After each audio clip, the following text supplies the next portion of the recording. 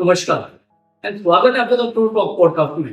The true talk podcast जो दुनिया के शोर से बहुत ही दूर हटके आपको बताती है सच्ची कहानी, द रियल ट्रूथ।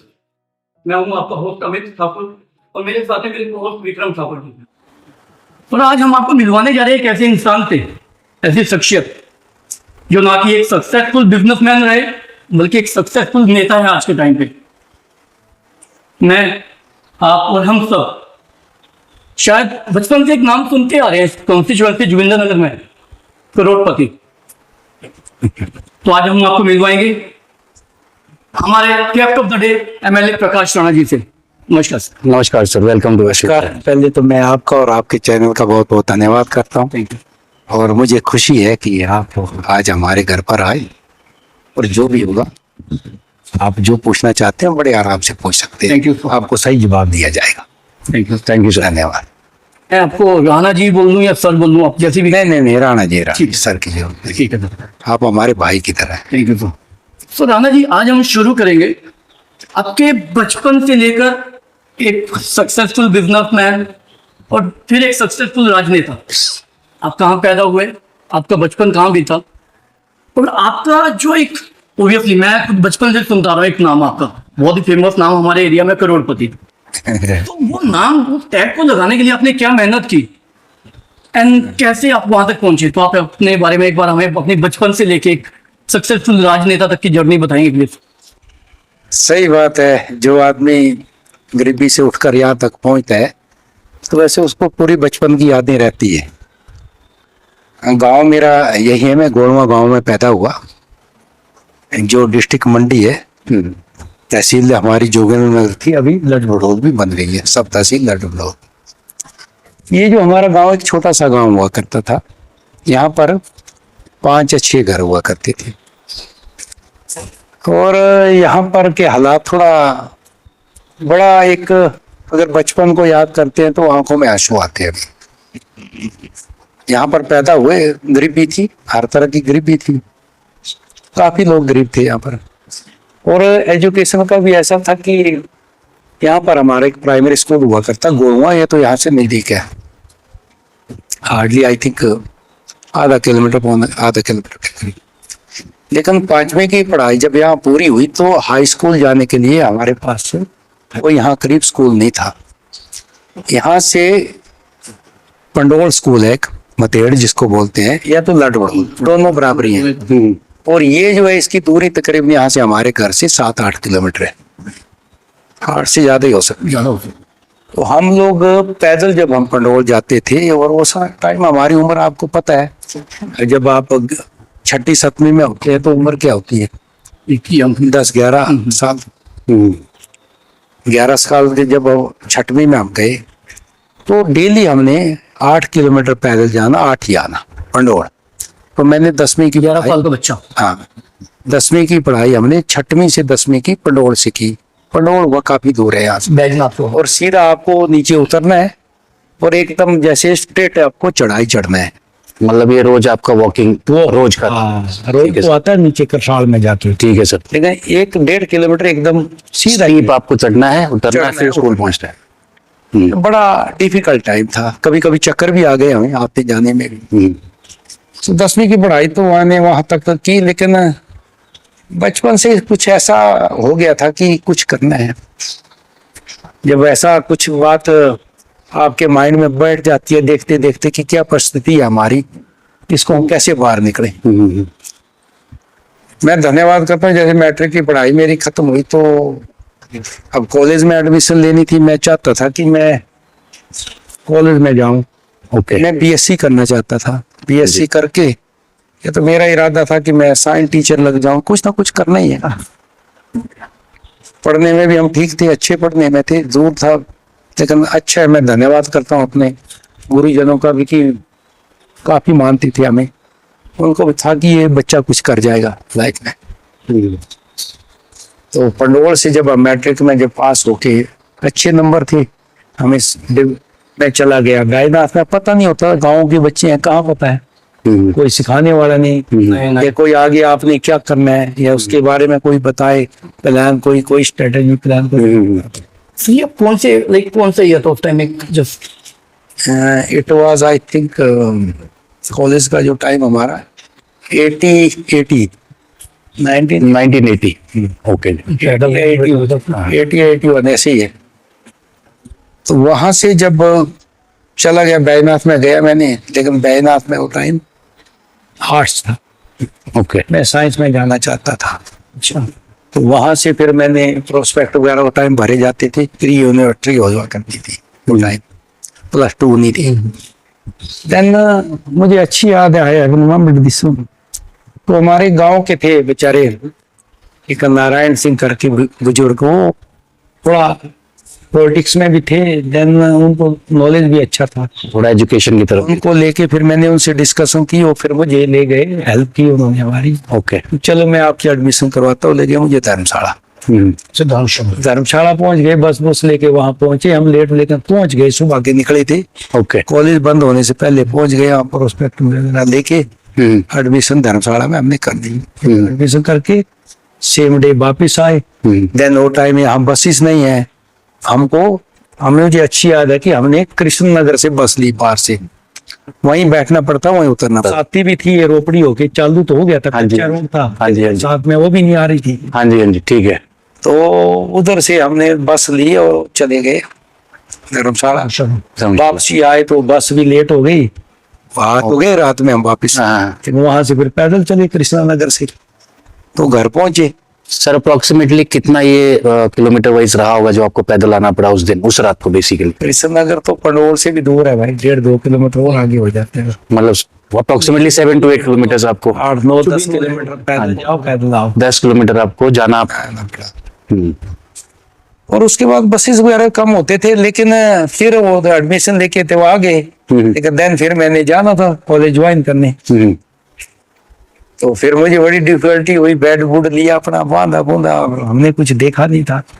यहाँ स्कूल देखे थे पहाड़ों के लोग, हमें कुछ पता नहीं। और जब हम कॉलेज में गए तो वहाँ अलग था, लेकिन एक बात अच्छी हो गई कि मुझे कुछ पता नहीं था, और हमने हॉस्टल में रहना चालू कर दिया, टेम्परेचर हॉस्टल ले लिया। मुझे अच्छी याद है वो टाइम हॉस्टल का 200 लेते थे वो, 200 में 200 में खाना भी दे रहे थे वो टाइम। अच्छा, और खाना पर 2 ही टाइम देते थे।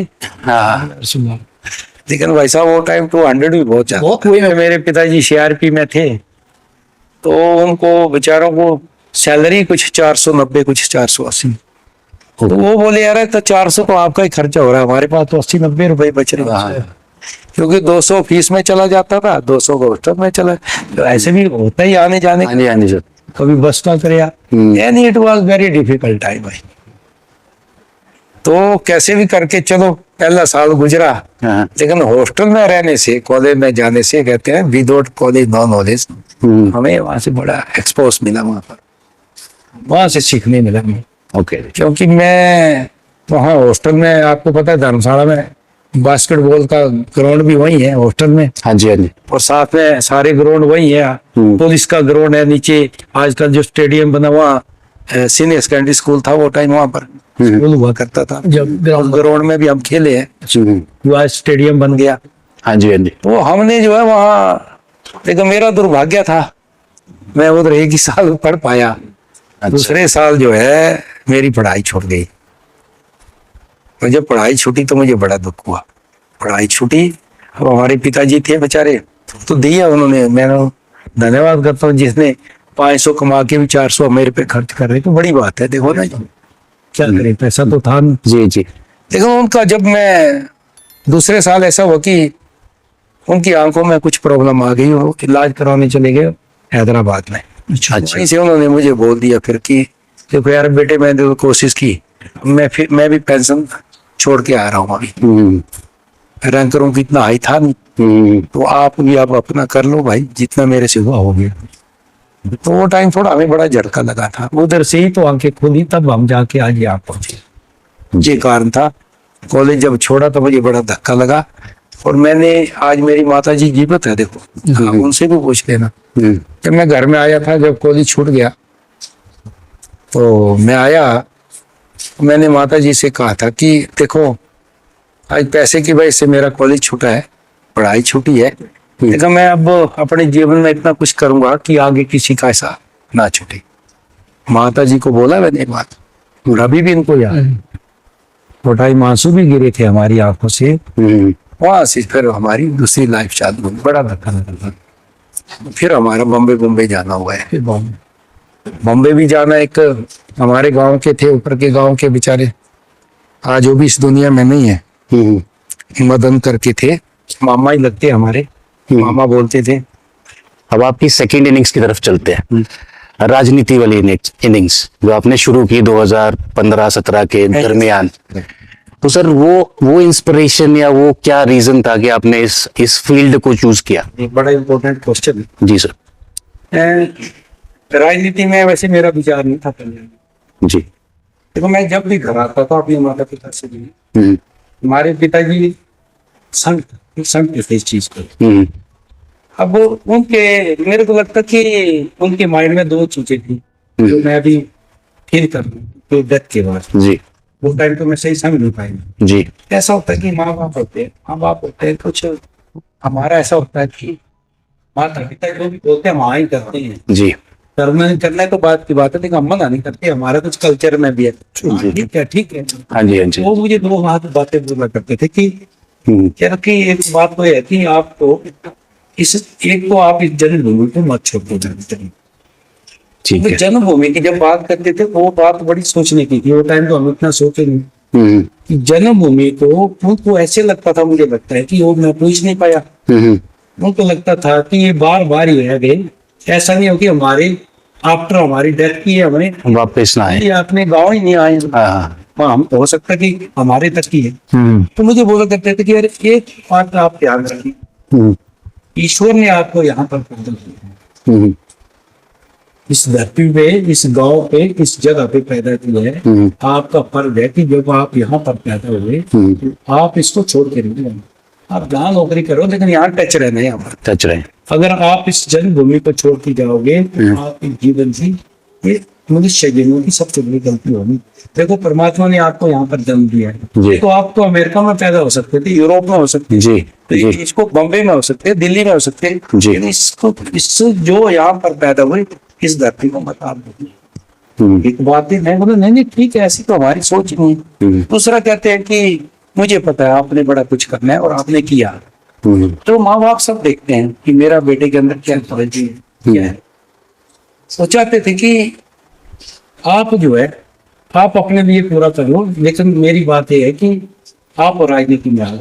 मुझे पता है, मैं वो देखते थे कि मैं लोगों की सेवा कर रहा था, जितना मुझे मिलता था मैंने एक अपना सिस्टम बना लिया था कि मैंने अपनी कमाई का मिनिमम कुछ परसेंटेज 7% देना है, जो मैं कर सकता दे दें, और मैंने किया। ओके। देखो, राजनीति से पहले मैं लोगों की मदद करता था, कितने लोगों को मैं ले गया गरीब लोगों को अपने साथ ले गया। और उस समय आपका राजनीति का कोई विचार नहीं था? ये जो मैंने देखा था ना अपने जीवन यहाँ पर रास्ते चलने को नहीं थे। गोलुआ से लेकर करसाल, देखो 1.5-2 किलोमीटर का फासला है, ये रास्ते मेरे बनाए हैं। 100 से लेके बराड़पट स्कूल तक हाँ जी, रास्ते मैंने बनाए हैं। 100 रोकड़ो, आप समझे? हाँ जी, हाँ जी, बिल्कुल। यानी ये रास्ते मैंने टच किए जी, ताकि बच्चे पढ़ने आते थे, यहाँ पढ़ने आते। गोलुआ स्कूल था, गोलुआ स्कूल बड़ी मुश्किल से इसको मिडिल किया था, मिडिल से हाई किया। हमारे बुजुर्गों ने भी उसका बड़ा योगदान रहा। हाई से अब हमारी बेटियां जो है, अब फिर पडोल और उधर जा नहीं सकती थी बेचारी बेटी, जो बहनें हमारी है 5 से ज्यादा पढ़ ही नहीं पाई। कौन जाएगा इतना 8 किलोमीटर रोड? जी सर, बेटियां नहीं जा पाई नहीं यहाँ, और यहाँ बेटियां पढ़ नहीं पाती थी। सीनियर सेकेंडरी स्कूल जब उसको हमने चालू किया, मैंने पूरा जब तक वो प्राइवेट रहा, 4 साल 4.5 साल कुछ प्राइवेट चलाया। मैं हर महीने जो है 12-16 हजार हर महीने देता था। सर ये, हाँ sorry to cut you sir, ये था आपका राजनीति से पहले वाला? पहले हाँ, जब तक आपको कोई राजनीति से लेना देना था, ये आपका सिर्फ सोशल वर्क था। ये तो स्कूल 98 में चालू हुए, कब हुए भाई? ये तो स्कूल बड़ी पहले। हाँ, 95-98 के दौरान। तो मैंने ये रास्ते भी उसके पहले बनाए हैं। हाँ मतलब उस टाइम पे गोलवा को सीनियर स्टैंडर्ड स्कूल हमने प्राइवेट चालू किया। जी सर। तो बसाल के बच्चे कहाँ, कथाड़ बसाल नाम समझते हैं? हाँ जी हाँ जी हाँ जी। उनको पंडोली गोलवा आना चालू तो हाँ। अब हम बस पकड़ते थे करसाड़ में, हमें चलने को रास्ता नहीं था, तो हमने ये रास्ते में नहीं बनाए। ठीक है सर। गोलवा से करसाड़, गोलवा तैयार कुछ भी नहीं था। हाँ ये ठीक मैं है। तो 80 इसकी बात कर रहा हूँ, 98 इस तरह की वे बैक जब आप पॉलिटिक्स से दूर दूर तक थे। हाँ पॉलिटिक्स में 17 में आया। 17 में आए हो। तो रास्ते बनाए हुए मेरे 2001-2 के हैं सारे। जी। तो हमने स्कूल को चलाया, जो बच्चे आ रहे थे उनको मैं पैसा देता रहा। और मैंने ये गोलवा की स्कूल की बिल्डिंग जो बनाई सीनियर सेकेंडरी स्कूल की, वो टाइम हमने ये 2 नहीं 4 कमरे कुछ, वो टाइम भी हमने पता नहीं इसके लिए, वो टाइम बहुत पैसा होता है, अच्छी आदमी है, तो 10-12-15 लाख हमने छोड़ा, वो खर्च किया स्कूल।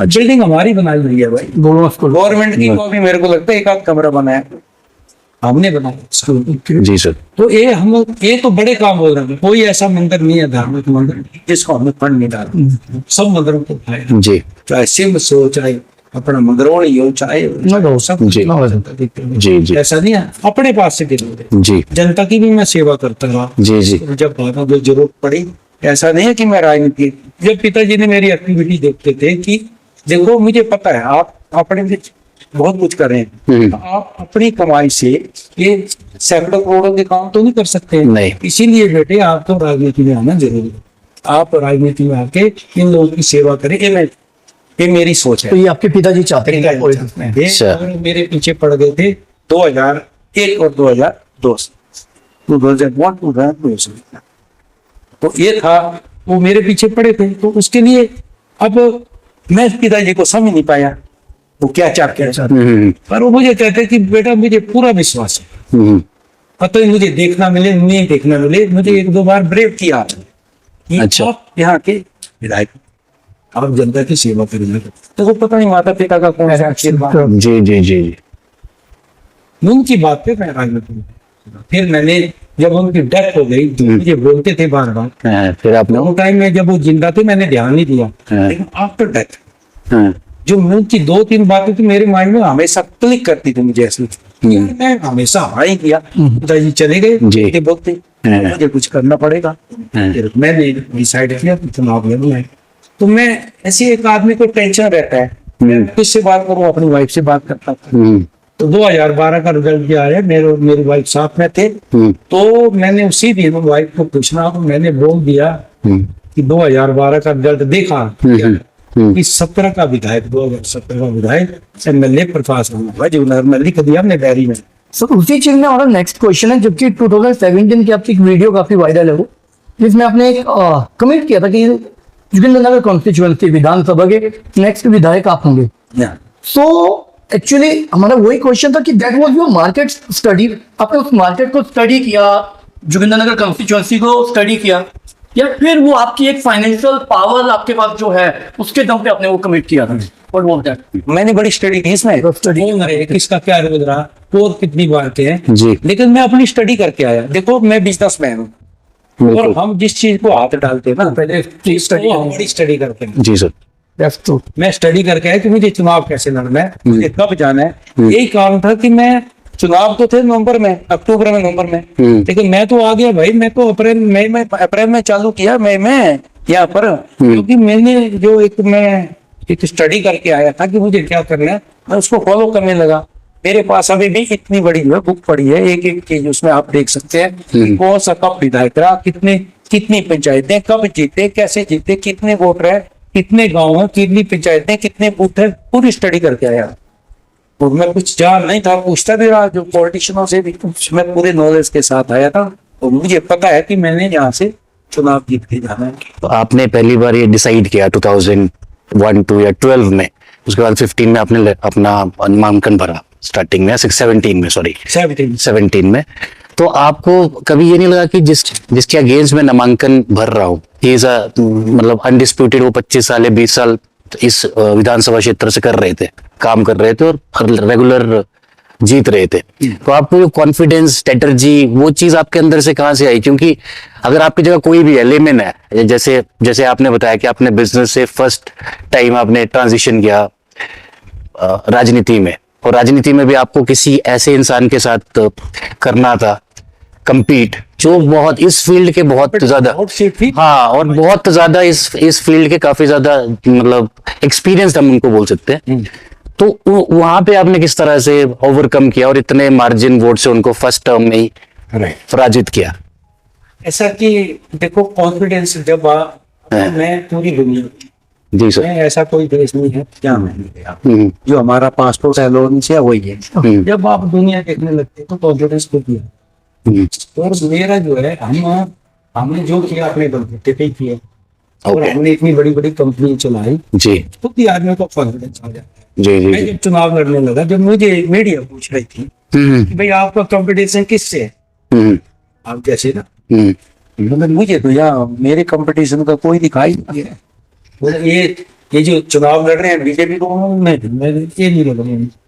बोले श्योर? मैं श्योर, मुझे नहीं लग रहे थे कि ये मेरा मुकाबला। अच्छा भाई, सही बात है। अच्छा, क्योंकि हम जो स्टडी करके आए थे ना, वो उसको मैंने देखा जब वो इलेक्शन लगा था ना, उसको कंप्लीट नहीं कर पा रहे थे, तो मुझे लग गया था कि मतलब जो आपकी तैयारी थी उसको कंप्लीट नहीं कर पाए।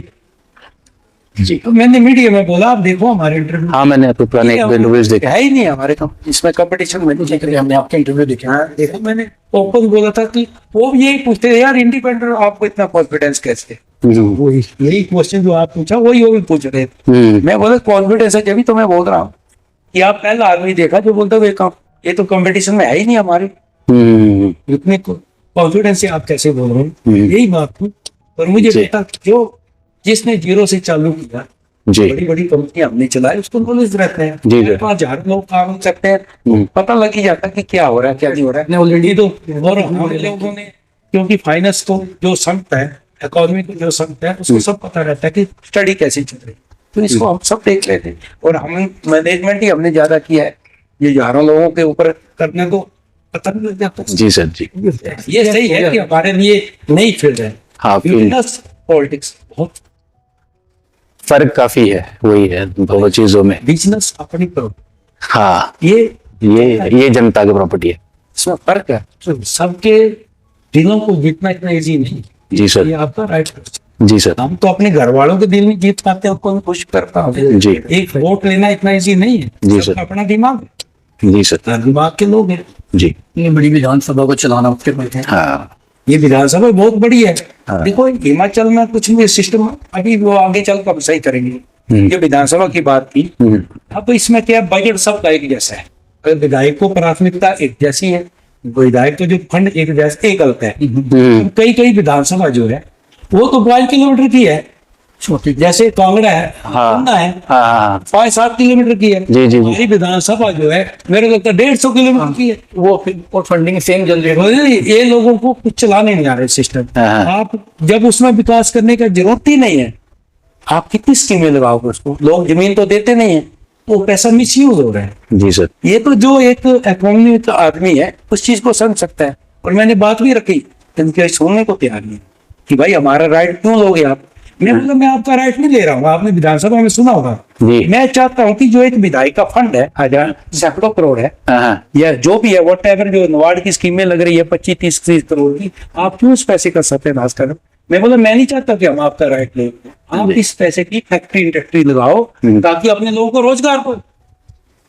जी, हिमाचल ऊपर उठे भाई, कोई भी कंट्रोवर्सी उठेगी तो हिमाचल नहीं उठेगा ना। जी सर, तो मैंने उनको एडवाइस दी, लेकिन अभी तक वो समझ नहीं पा रहे।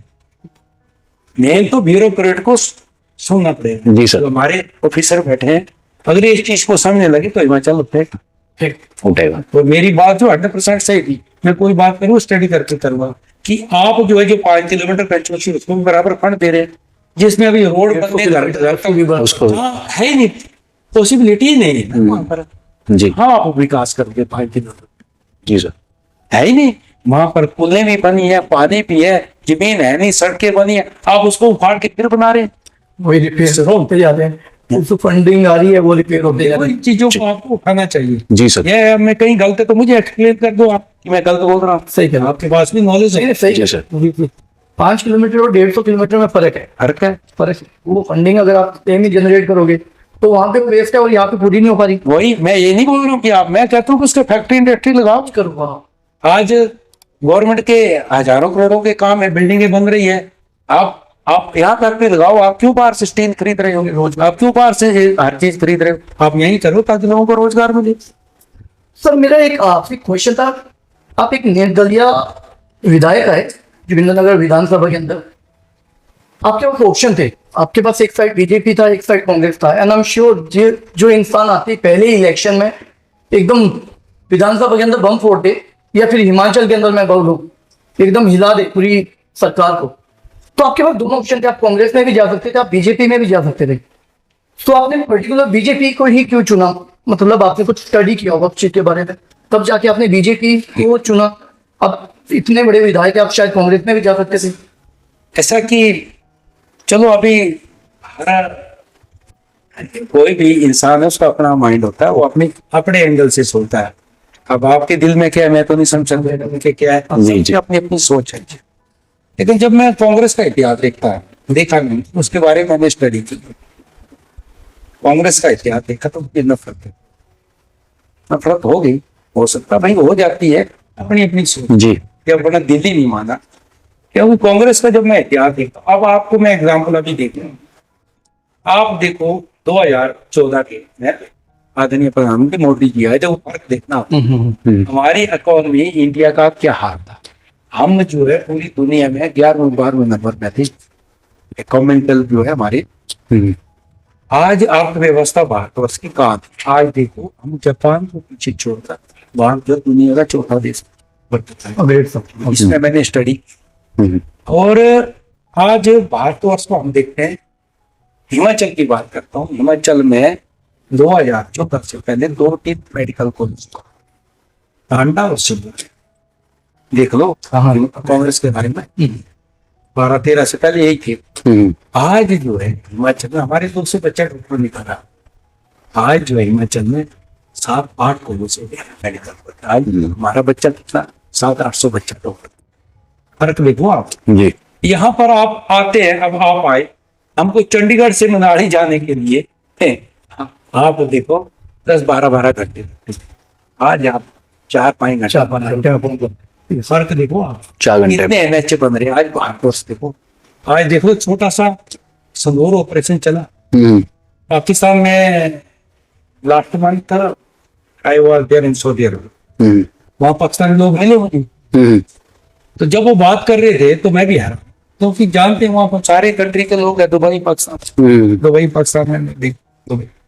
वो बोल रहे थे कि ये जो ऑपरेशन चला तो हमारे बच्चे, हमारी फैमिली जो है, हम पूरी रात रोडों पे रहे हैं, बाद के खाने को नहीं है, आटा नहीं है, चावल नहीं है, सब्जी नहीं है। और आप भारतवर्ष का देखो, यहाँ और हुआ हमें पता चला खूब सो रहे, क्योंकि कंट्री मजबूत है, देश में हमारा देश, जब देश मजबूत होता है तो ऐसे हालात होते हैं।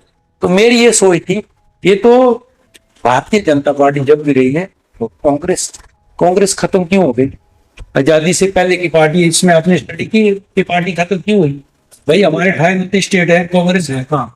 3 स्टेट पे, 3 पे रह गए कर्नाटक है, तेलंगाना, हिमाचल, सारे परेशान है, हम परेशान है। जब 22 का चुनाव लगा, मैंने देखा इसी में नफरत क्यों हुई कांग्रेस से मुझे, इनके काम ही ऐसे हैं। अब 22 का चुनाव लगा तो मैं तो पहली बार देखा, क्योंकि हमने झूठ देखा नहीं है इतना, झूठ बोल कर ये अब कोई 300 यूनिट बिजली फ्री कर देंगे, 1500 हर महीने 500 दोगे। हमारे पास 22-23-24 हजार महिलाएं, महिलाएं हैं, लाख की बात कर रहा हूँ, 22-23 लाख महिलाएं हैं हिमाचल में, तो कहाँ से दोगे?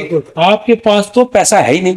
हिमाचल के हालात आगे, मैं फाइनेंस को हम समझते हैं, मैं कहता हूँ कि बजट जैसे इन्होंने 58,000 करोड़ का है, 58,000 करोड़ बजट तो है भाई, बजट आपका 58,000 करोड़ का है, आप इनकम कितनी है?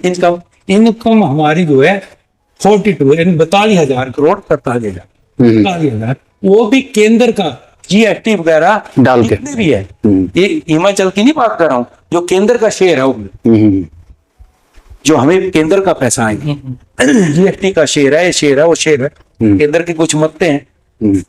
अब आप बताओ, जिस प्रदेश की इनकम ही 42,000 करोड़ है, अब 42,000 करोड़ है और आप 58,000 करोड़ का बजट दिखा रहे हैं, पैसा कहाँ से आएगा भाई? फिर जी मैं बात कर रहा हूँ क्योंकि फाइनेंस को हम समझे। उसके बाद देखो आपकी बताइए, आपके 42,000 करोड़ आ रहे हैं, इनका मारी भाई सारी मिला के आपके मैं खर्चे बता देता हूँ। हमारा सीधा 1200-1400 करोड़ जो है सैलरी में जा रहा है, 1,000-1,100 करोड़ जो पेंशन में जा रहा है, ये भी अभी जा रहा है। 5 साल के बाद ये सैलरी से ज्यादा हो जाएगा।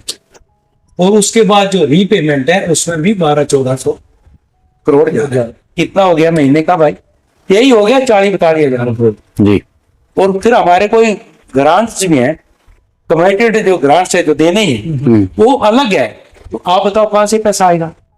इसको सरकार ने 34,000 करोड़ तक 2 साल में दे दिया, तो क्यों लिए 34,000 करोड़ तक भाई?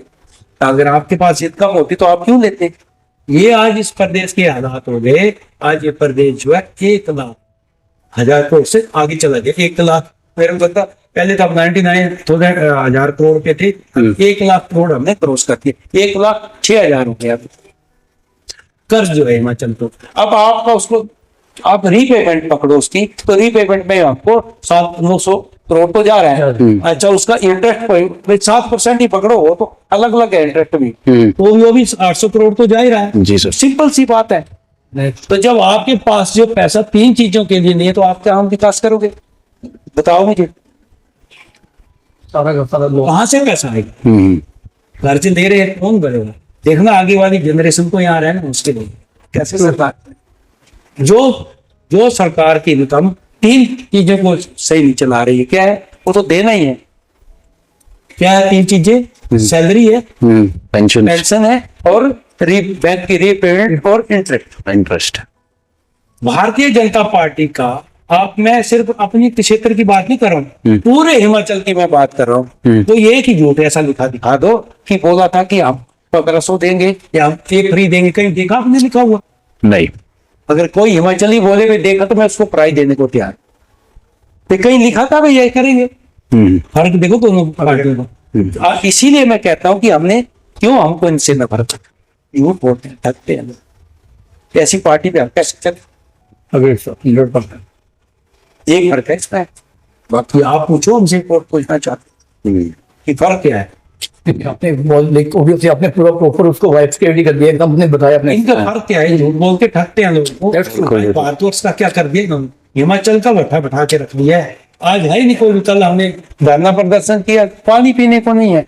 मैं जब विधायक बना, मैं तो धन्यवाद करता हूँ जयराम ठाकुर हमारे मुख्यमंत्री बने, आदरणीय जयराम ठाकुर। पहले इस इलाके को पानी नहीं था बचा, पानी पीने को नहीं है। हमारा तो यहाँ पर IPH डिवीजन ही नहीं है, वो है पत्थर में जाके तरंग पंचोची में। तो 2017 में 18 में मैंने लाया, 476 करोड़ की स्कीमें लगी थी। आज पानी नहीं, सारे भागे हैं, ना एक्शन है ना ITO, कोई नहीं पूछता है।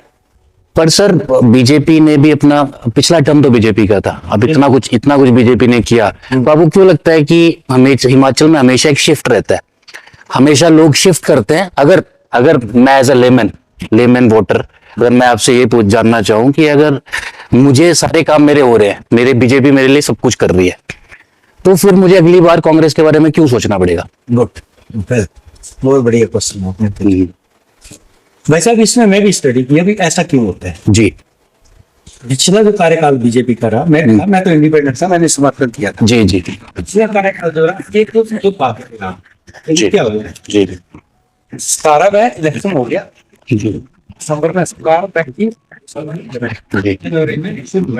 जी 18-19 हमने काम किया जी 20 तो फरवरी से कोरोना चालू हो गया, 20 कोरोना 21 कोरोना, जी है ना? जी जी। और 22 में चुनाव लग पड़े। अब हिमाचल का दुर्भाग्य 22 में तो कोरोना कंट्रोल हो गया था। क्या हुआ है, ये जो हमारे इलेक्शन है आते हैं जाके नवंबर में 22 का, और हमारा सेशन लगता है फरवरी में, बजट का मार्च में खत्म हो जाता है। जी। मार्च के मिडिल में। जी जी जी। तो क्या होता कि हमारा दुर्भाग्य भी है, बस चुनाव लगे सारे चल जाते, सारा होता। अगर यही इलेक्शन हमारे अगर मार्च अप्रैल में हो तो एक साल भी काम हो सकता है। तो लोगों के काम, पैसा तो डला, काम उतने नहीं हो पाए। जी ये कारण है जी। दूसरा आप उसके क्यों लोग करते हैं, लोग जब तक सही बोला, जब वोटर एजुकेटेड नहीं होगा वही समझ पाएगा, तब नहीं है। अब समझ क्योंकि ये कांग्रेस जो जब झूठ बोलने लगती है, लाल देखे बोलेगा हर महिला को 1500 देंगे, लाल इससे काम खराब हुआ है क्योंकि झूठ बोलते हैं। बीजेपी चुप हो गई, उन्होंने कुछ बोला नहीं। बीजेपी भी झूठ बोलती तो हो सकता सरकार नहीं बनती। बीजेपी ने एक शब्द भी नहीं बोला है। मैं एक ही बात आपको लाइन कही है कि आप बीजेपी का झूठ लिखा होता है कीमत में लिखा देना कि हमें ये देंगे, यही कारण रहा कि उन्होंने झूठ बोला। लोगों क्या है, अब देखा लेडीज ने देखा कि मेरे घर में मैं सास ने देखा, मैं सास बहू मेरी बेटी 15 वो मामले तो 6000 रुपये आ गया, 6000 आ गया। तो ये लालच भी हो गया।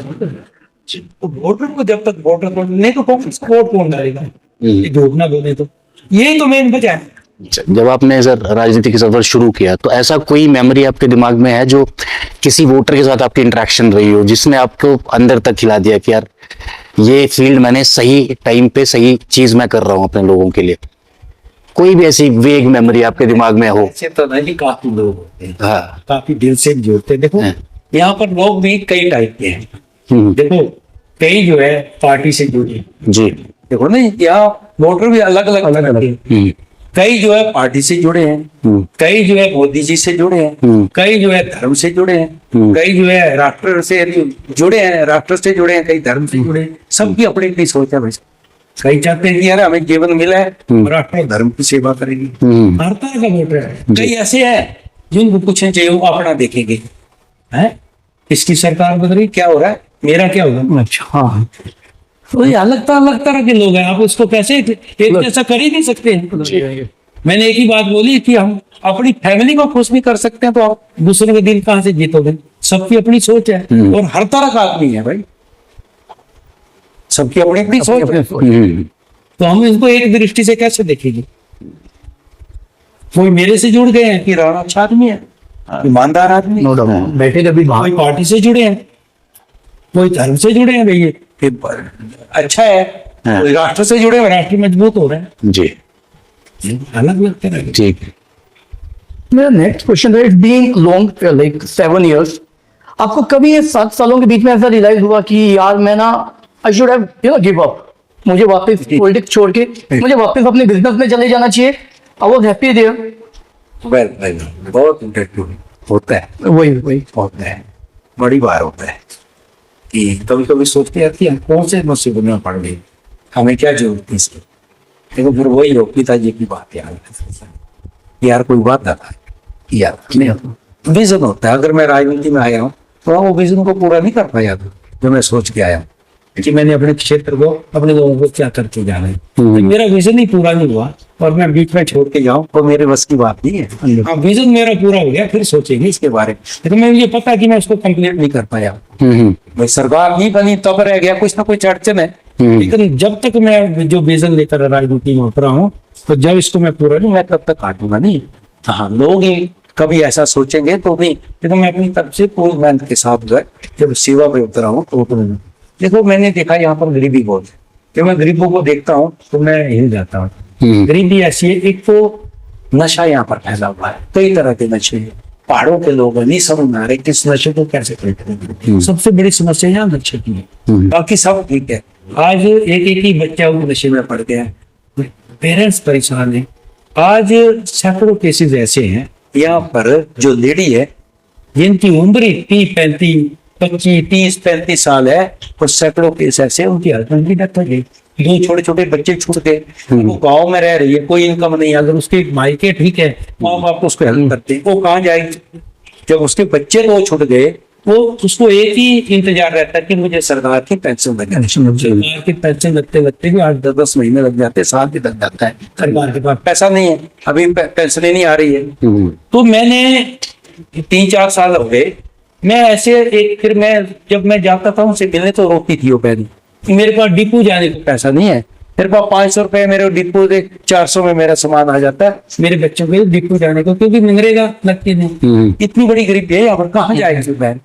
जमीन इधर नहीं है, यहाँ पर जंगली जानवर है, ऐसे जानवर है जो आवारे पशु है, तो सारा प्रॉब्लम है, पहाड़ों की बहुत बड़ी मुश्किल है। तो फिर मेरे दिमाग में एक बात आई, आज मैं ऐसी कई बहनें जैसे ऐसे केसेस आ रहे हैं हमारे पास, हर महीने हम उनको बिल टू पेंशन अपने पास से डाल रहे हैं, और हम जब तक डालते हैं तब तक उसको सरकार की पेंशन नहीं लगती है। सरकार की पेंशन लगती तो हमारी जा रही। ठीक। ये काम हमने चालू किया, क्योंकि मैंने देखा जब, तो इसीलिए हम देख रहे हैं कि कैसे हटे हम, कैसे कई है तो जहाँ लोगों को पानी पीने को नहीं है, सड़कें नहीं है, रोड नहीं है। जो मैं एक विजन लेकर आया हूँ उसको मैं पूरा जब तक नहीं करूंगा मैं राजनीति से नहीं।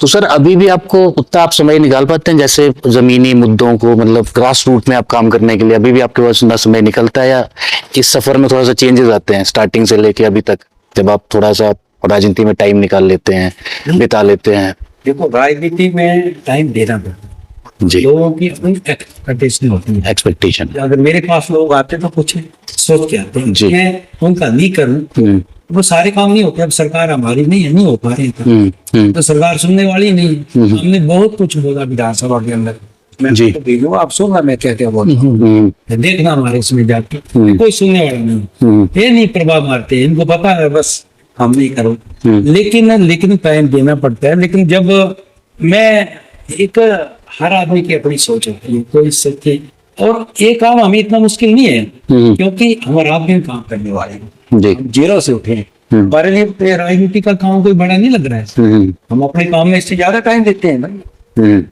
मुझे ऐसा नहीं लगता है कि, और दूसरा मेरा सही रास्ता है। मैं एक ऐसा इंसान हूँ, मैंने कभी, जैसे अब नशे की बात कर रहा हूँ, मैं भी इस गांव में पैदा हुआ, सारे करते हैं हमारे घर में सारे, तो मैंने आज तक अपनी जीवन में दुनिया घूमी, लेकिन मैं ईश्वर का शुक्र अदा करता हूँ कि आज तक तो मैंने कोई पेंशन किया है, मैंने एक बीड़ी तक नहीं किया, नहीं किया। तो परमात्मा का कोई आशीर्वाद होगा, जी। मैं कहना चाहता हूँ।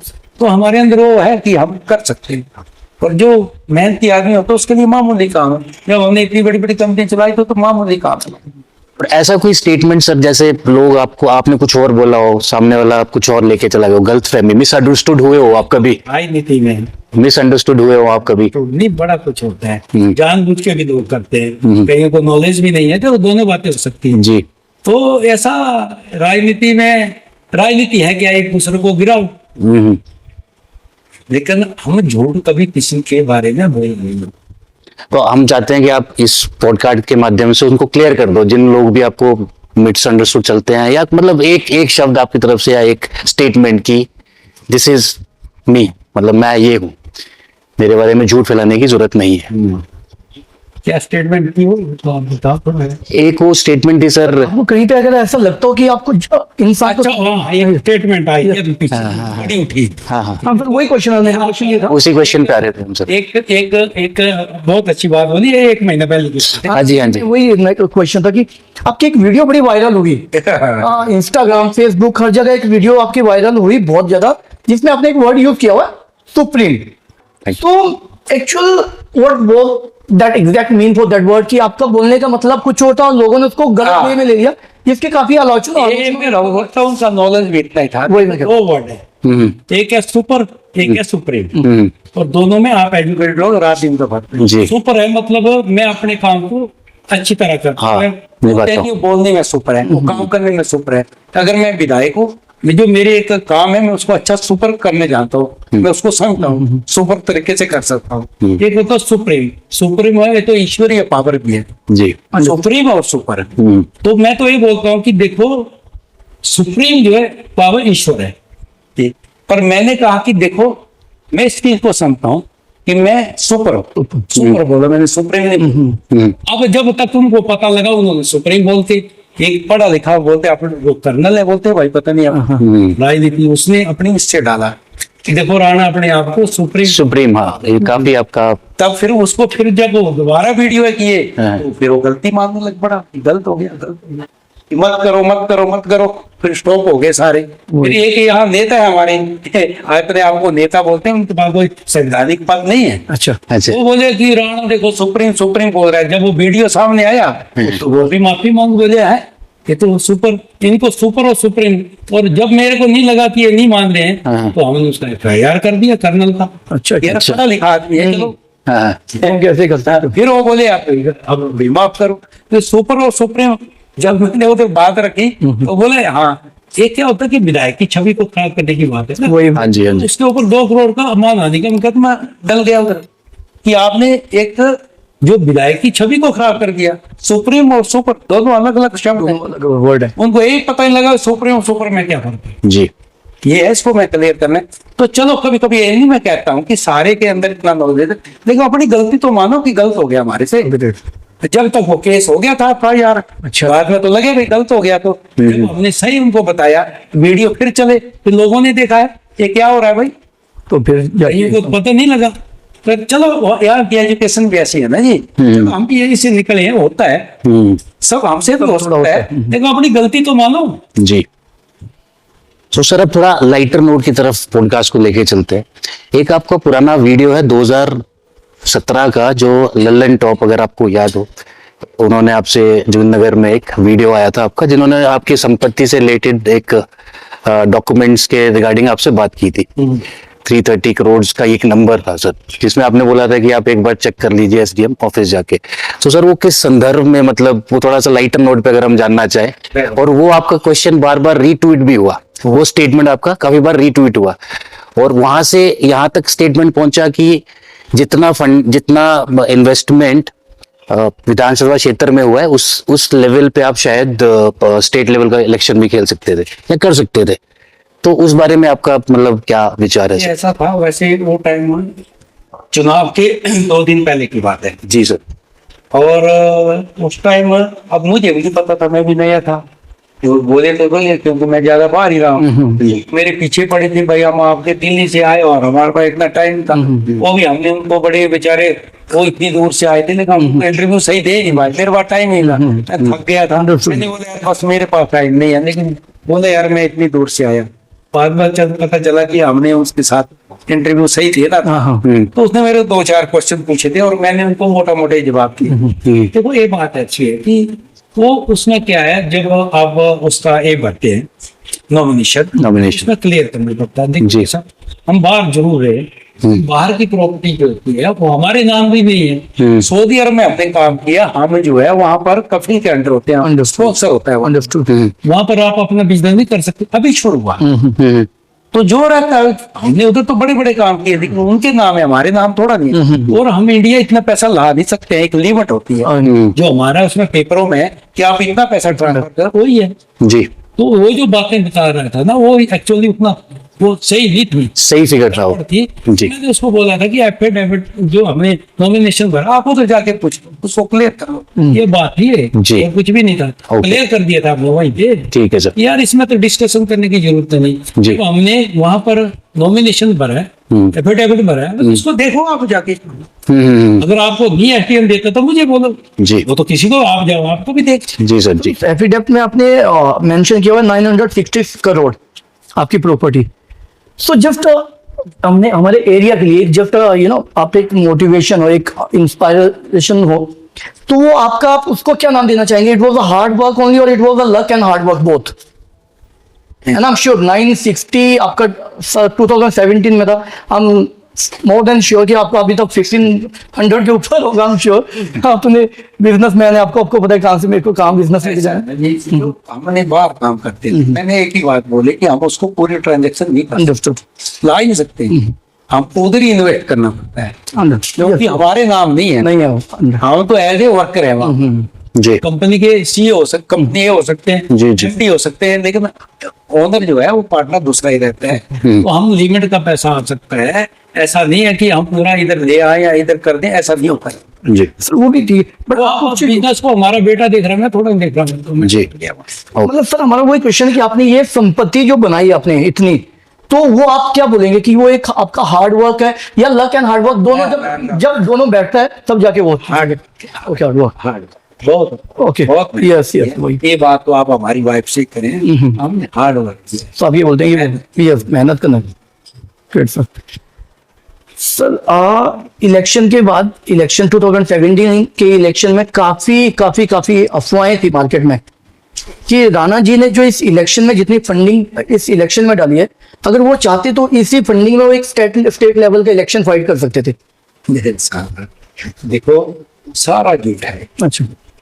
किसी आदमी ने, मुझे नहीं याद है कि उसने 500 रुपए दिए, ये सब होता है। हाँ, पैसा खर्च होता है, जैसे गाड़ी में अंडरस्टूड। खाना, इसमें बाकी जो आप डिनर दे रहे हैं, लोग चल रहे हैं, चलते हैं चलते हैं understood। और ऐसा सारा झूठ है। लोगों ने एक देखा कि ईमानदार आदमी है, लोग जुड़ गए।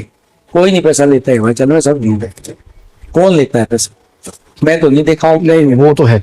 मैं ईमानदार आदमी है, क्यों झूठ बोलूं अभी? जी। कोई पैसा लेके वोट नहीं देता है इधर।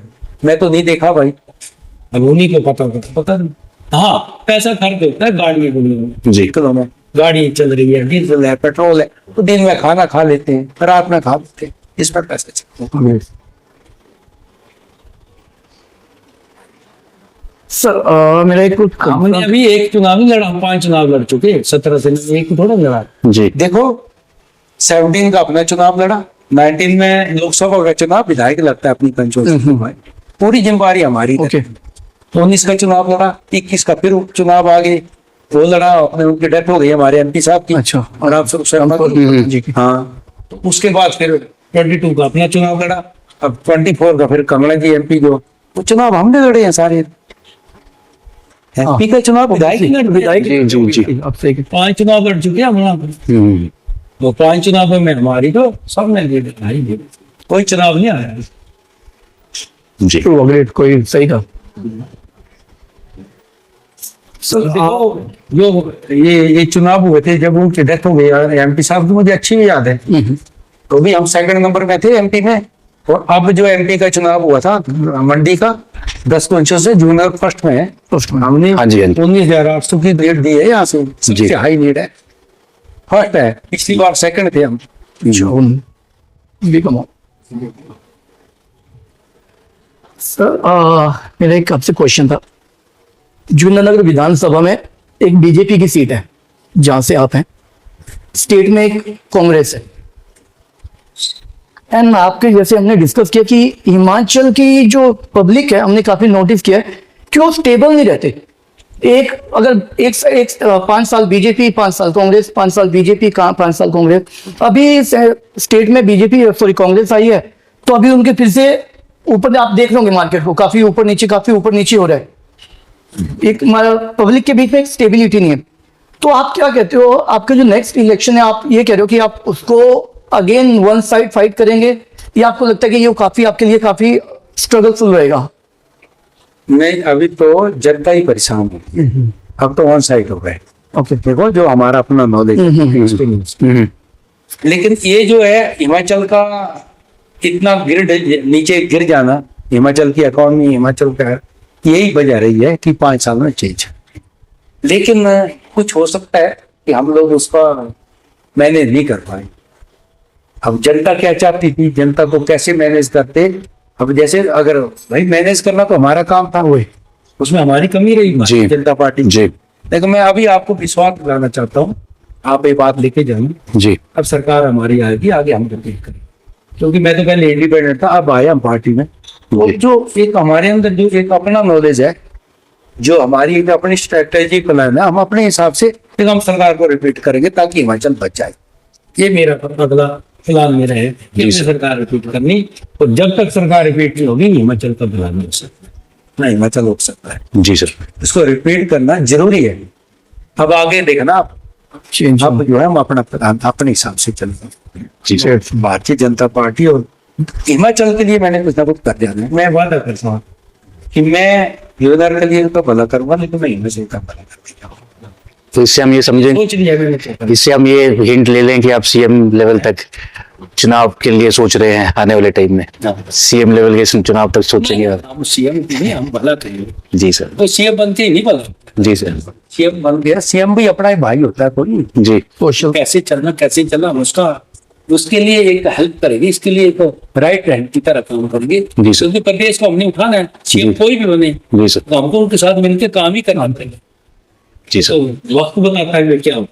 ठीक है सर। जी सर। लेकिन हिमाचल को उठाना है, ये मेरा एक सोच है। ये आपका विजन है। रहेगा तो हम उठेंगे। जी सर। हम मिलकर काम करने का सरकार रिपीट करेगी, ठीक है सर। इसकी जिम्मेदारी हम भी लेंगे। जी सर। कोई भी मुख्यमंत्री हो सकता है। सर आप जोगिंद्रनगर विधानसभा से, जैसे कि हमारे विधायक हैं, आपका सेकंड टर्म है ये आपके, उसके बाद टोटल आपको 7 साल हो गए।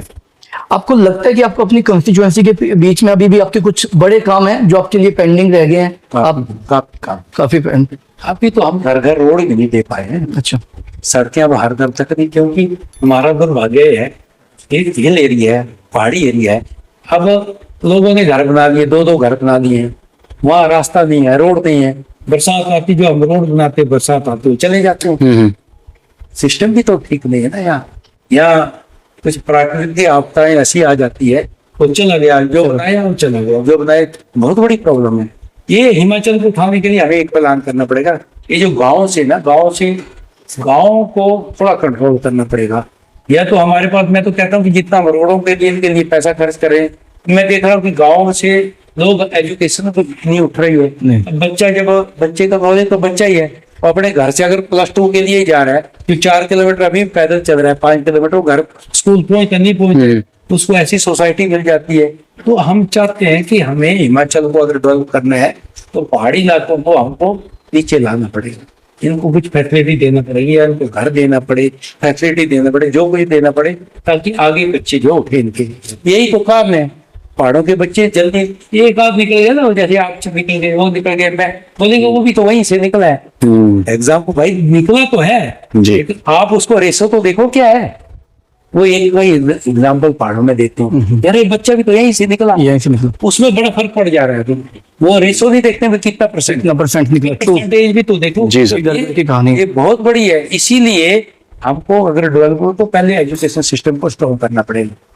हिमाचल का एजुकेशन सिस्टम अभी जितना हम देख रहे हैं, अब देख लो आप इतने स्कूल है, इतना ही कर दिया भाई। आपके पास ना उस तरह के टीचर है, ना आपके पास अब बच्चा, ये जरूरी नहीं है बच्चे के माइंड को कैसे डेवलप करना, वो अभी तक नहीं है यहाँ पर। नहीं, ये तो मैं तो कहता हूँ कि स्कूल ज्यादा में थोड़े कर दो, वहाँ हर फैसिलिटी हो। कोई स्कूल में भी टीचर ही पूरे नहीं है।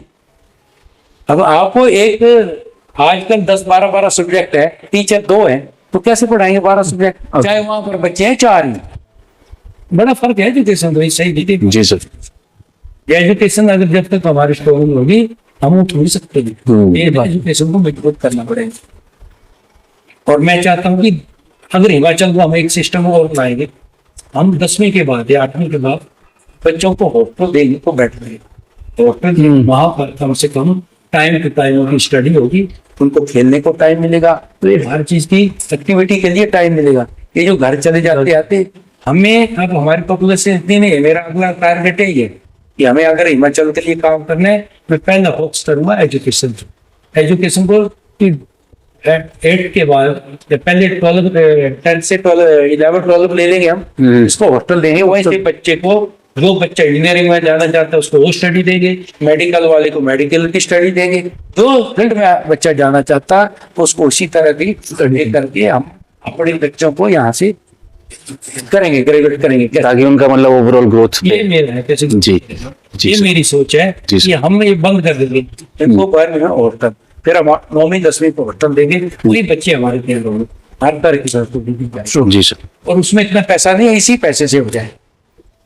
और दुनिया का खोल वही सिस्टम, वही ना इतनी स्कूल इसकी जरूरत है, वही उसको सिस्टम देंगे तो उसमें हो जाएगा। सर एक बड़ा फनी में आपने सुना होगा, मेरे चाचा विधायक हैं। तो आपकी लाइफ में कभी ऐसा इंसिडेंट रहा हो कि आपको फॉर एग्जांपल किसी ने कॉल कर दिया, अरे तुम जानते नहीं मेरे चाचा विधायक हैं, तो आपकी लाइफ में ऐसा सिचुएशन कभी आया कि आपको किसी आपकी जान पहचान में, आपके क्लोज वालों ने या आपके रिलेटिव किसी ने कॉल कर दिया, अरे रुको मेरे चाचा विधायक है, और आपको कनेक्ट करके फोन दे दिया?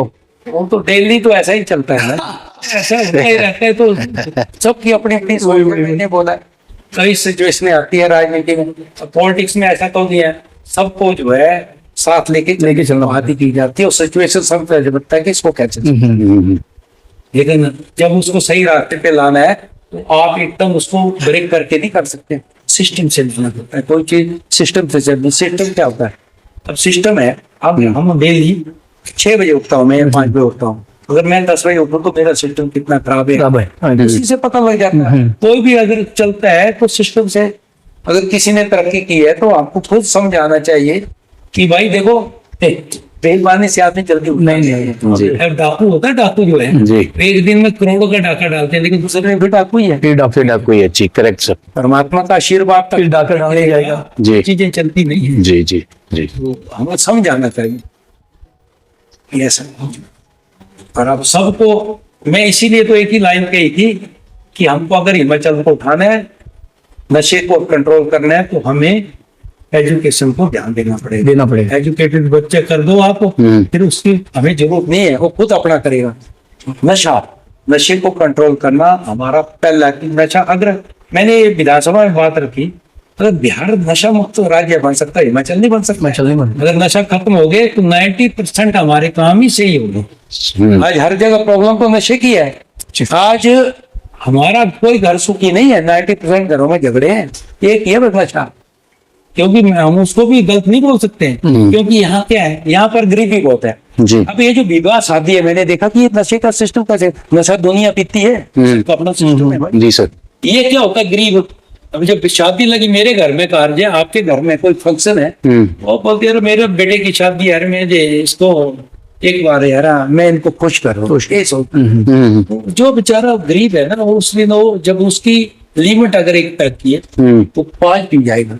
इसीलिए तो हमारा सिस्टम खराब हो गया, लिमिट नहीं है ना जी और लोगों ने अपनी जाने दे दी। तो लोग सुबह उठ के यहाँ बड़े देखते हैं कि आज शाम का जो गरीब है उसके माइंड में एक ही बात है कि आज पीने का जुगाड़ कहाँ से फंक्शन कहाँ पे है? आज तो फंक्शन, वो रात को सो जाएगा लेकिन यही बात रहेगी, उसके परिवार और बच्चों का कोई फिक्र नहीं है। मैं मेरा बच्चा का पीने कहाँ मिलेगा, नहीं मिला, रात हो गई, सो जी जी दूसरे दिन उठा, आज पीने को कहाँ होगा, बोले शादी है रात में, वो सुबह से तैयार हो जाएगा। ये काफी ये है उनके अंदर, ये एक सोच है उनकी ना।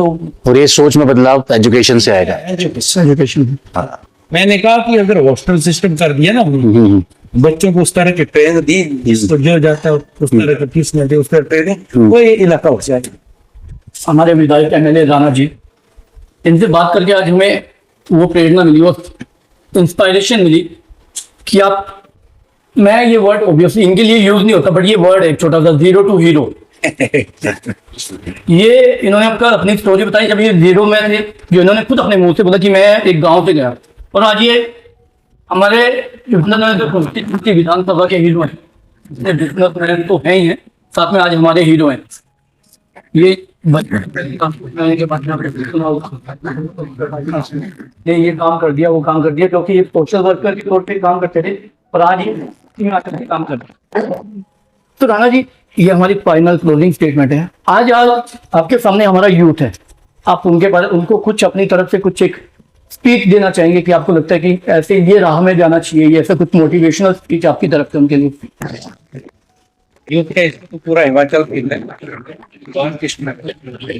लेकिन एक ही चीज, आपको पॉजिटिव चलना पड़ेगा। नेगेटिविटी जो है पूरी लाइफ नेगेटिव, आपकी नेगेटिव हो जाएगी। जितना आप पॉजिटिव चलोगे आपको वही मिलता है। मैंने एक बात पहले भी कही थी कि जो हमारा कर्म है उसको हमें ध्यान देना पड़ेगा कि हम पूरे दिन में क्या करें। जो बच्चा ये समझ लिया कि मैंने करना है, कि प्लान होता है तो स्ट्रेटजी प्लान, मैंने सुबह इतने बजे उठना, मैंने ये करना, उसको लेके चलना ही पड़ेगा। एक वो जब कोई भी इंसान आगे बढ़ेगा उसका नाम तो होता ही है, लेकिन साथ में माँ बाप, पेरेंट्स का, गाँव वालों का, रिश्तेदारों का। और ये जो नशा है, नशा एक ऐसा है हमारे जीवन में, नशा मैंने देखा बड़े बड़े घर मैंने बर्बाद, इतने इंटेलिजेंट देखे मैंने, अपने बिजनेसमैन देखे तो हमसे भी ज्यादा इंटेलिजेंट है, लेकिन वो नशे की वजह से पीछे हो गए, हम आगे निकल गए।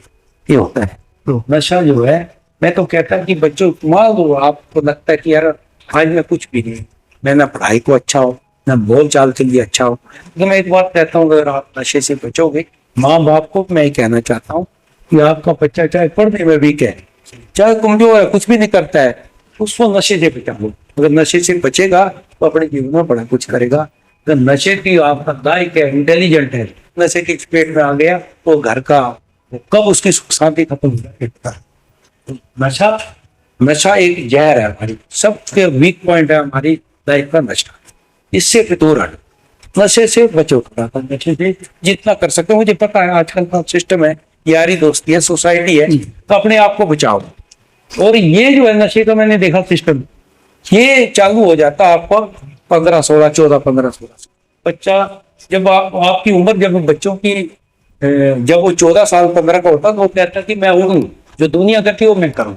उसकी सोच ऐसी होती है, इतना नहीं होता है। वो टाइम बच्चे को संभलना चाहिए। माँ बाप का फर्ज है कि उसको एक अपने बेटे को एक दोस्त की तरह, ताकि बच्चा को, अगर आपने उसको बचा लिया, बस जब वो 19, 20, 21 कंप्लीट कर लिया फिर कोई नहीं है, फिर वो नशा भी करेगा तो कंट्रोल कर। हाँ। ये मेरा मानना है। तो मैं नई जनरेशन को इतना कहना चाहता हूँ कि अपनी सोच पर पॉजिटिव सोच रखो। दूसरा, अपना मेहनत, हार्ड वर्क बहुत जरूरी है। जब तक आप अब सोचते रहोगे, काम नहीं करोगे, अपने सिस्टम को लाओ अपने आप। और तीसरा है नशा। यदि इससे आप बचोगे तो बड़ा कुछ कर जाओगे दुनिया में। तो क्या कौन रोक सकता है आपको? जैसे जैसे आप बड़े चले आपके दरवाजे खुलते जाएंगे। ये मैं नहीं कहना चाहता हूँ, नशे से बचो, मेहनत करो, लगन करो, अपना एक पॉजिटिव सोच लेके चलो, सारे रास्ते अपने आप खुल जाएंगे। थैंक यू फॉर धन्यवाद।